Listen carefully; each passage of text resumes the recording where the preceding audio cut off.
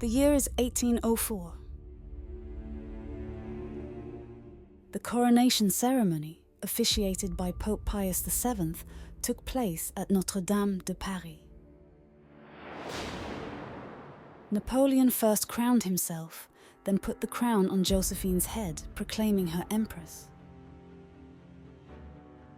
The union of Napoleon Bonaparte and Joséphine de Beauharnais is often celebrated as an iconic romance, yet it was far from an idyllic portrayal of unconditional love. How did it still continue to endure despite their multiple affairs, tempestuous arguments and public divorce?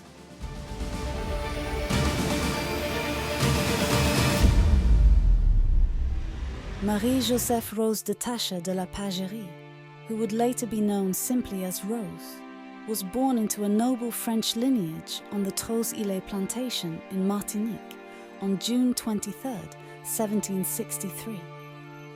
As the family's eldest daughter, she was sent at the age of 10 to the Dame de la Providence convent in Fort-de-France to receive an education designed to make her an appealing match for a wealthy family son, a union that promised to resolve her family's financial woes. At 16, she journeyed to France with her father to wed Alexandre de Beauharnais, a fellow Martinique native who was 19 when they married. Their nuptials were celebrated in Noisy-le-Grand, just outside Paris, on December 13, 1779. Alexandre and Rose, having settled in the Parisian suburbs, welcomed 2 children into their family: Eugène on September 3, 1781, and Hortense on April 10, 1783. Despite the joys of parenthood, their marriage faced challenges, leading to their separation on March 5, 1785, though they remained legally married. Custody of Hortense was awarded to Rose, while Alexandre took responsibility for Eugène. Facing financial difficulties, Rose was compelled to sell her jewelry to cover daily expenses. The financial strain intensified to the point where she and Hortense were forced to return to Martinique, spending 2 years there. In 1789, the French Revolution broke out in Paris. This turbulence quickly spread to Martinique in 1790, and at this point, Rose decided to return to Paris with her daughter. In the November of that year, she met up with her husband again. He was in the midst of a dazzling political career, which led to him becoming president of the Constituent Assembly in 1791. Rose approached him in order to benefit from his influence and to cultivate some political connections. The political situation during the Reign of Terror was unstable. Foreign coalitions attacked revolutionary France. Alexandre was put in charge of defending the town of Mainz in the face of Prussians and Austrians. However, he could not stop the capitulation of the city. After resigning due to the failure of this operation, he was arrested and imprisoned in Paris in January 1794, along with Rose, for political plotting. Alexandre de Beauharnais was executed on the 23rd of July 1794, but Rose managed to escape the guillotine due to the fall of Robespierre on the 28th of July, 1 week later. Upon her release in early August, Rose decided to remain in Paris. She resumed her efforts to forge political alliances, as she had done before her husband's demise, with figures like Paul Barras, who would later become a key figure in the Directory regime. During the fall of 1795, she encountered the up-and-coming General Napoleon Bonaparte. He was instantly smitten with her, affectionately dubbing her Joséphine, while she appeared less enthralled, perhaps due to her being 6 years his senior and already a mother to 2. Yet, their shared aspirations aligned them. Joséphine introduced Napoleon to the elite circles of society, while he, in turn, conferred upon her the prestige of his burgeoning fame and the financial stability of his kin. The pair entered into a civil marriage on March 9, 1796, just a week after Napoleon's appointment as the commander-in-chief of the Italian army, and a mere 2 days before his departure for the inaugural Italian campaign, marking the commencement of a period of illustrious achievements for the young soldier from Corsica. Both Napoleon and Joséphine were individuals of formidable temperaments, which made their union tumultuous from the outset. Napoleon's prolonged absences on military expeditions, coupled with Joséphine's preference for Parisian society over joining him, strained their marriage. Nonetheless, she reaped the benefits of her husband's victories, such as her visit to Milan in July 1797.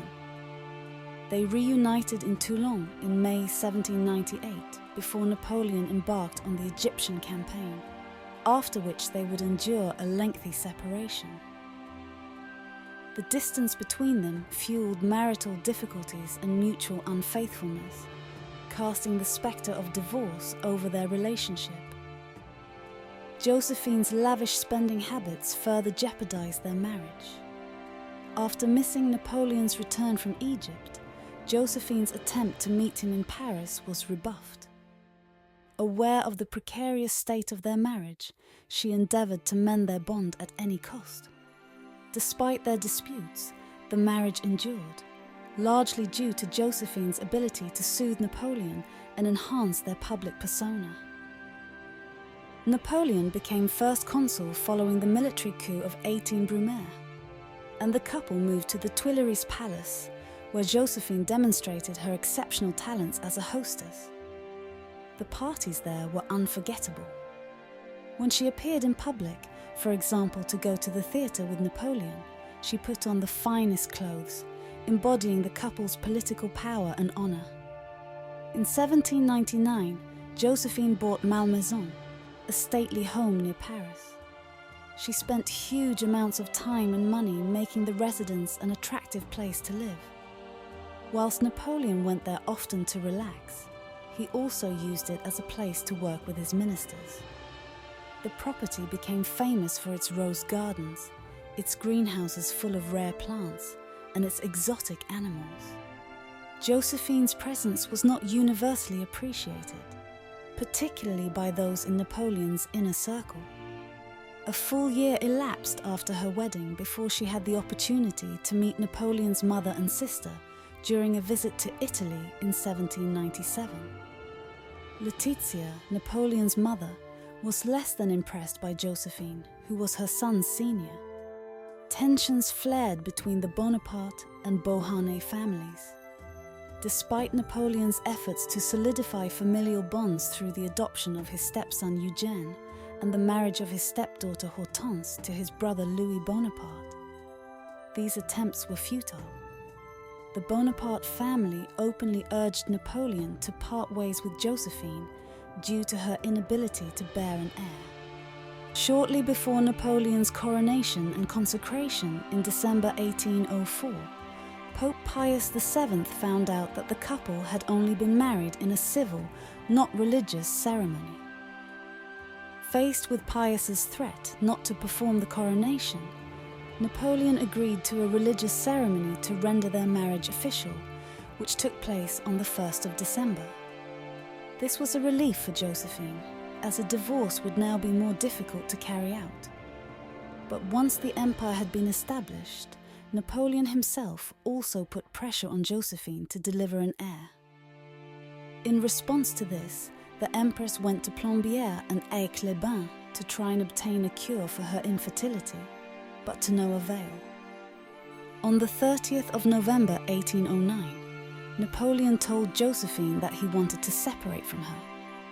Although she was upset, she agreed to the annulment of their marriage, and on the 15th of December, an official family council was brought together to confirm its dissolution. In May 1810, Napoleon remarried, this time to the Archduchess of Austria, Marie-Louise. But he carried on writing to Joséphine and continued to show concern for her health. This provoked jealousy from his wife, to the extent that Napoleon presented his son, known as the Little King of Rome, to Joséphine in secret. Joséphine continued to look after the property of Malmaison, where she settled down for good. She pursued work and embellishments on the house and its gardens, and expanded her art collection. The emperor sometimes came unannounced to Malmaison, like he did on the 30th of April 1812 before he left for his campaign in Russia. However, France's future was soon in jeopardy. After the failure of Napoleon's campaign, the great European powers turned against him. In 1814, France was invaded, and on the 30th of March, Paris surrendered before being occupied by the troops of Tsar Alexander for a year. In the spring of 1814, the empire fell, and the emperor was exiled to Elba. The empress did not see him at all before he left. In April 1814, Joséphine returned to Malmaison. The Beauharnais family had the support of the Russian Tsar Alexander, an alliance that promised to ensure peaceful ties between France and Russia. The former Empress of the French and the Russian Tsar developed a close friendship based upon a shared appreciation of art and the Russian monarch's respect for her two children, Eugène and Hortense. A month after Josephine's return to Malmaison, she died in the stately home from deadly pneumonia, aged 51, on the 29th of May 1814.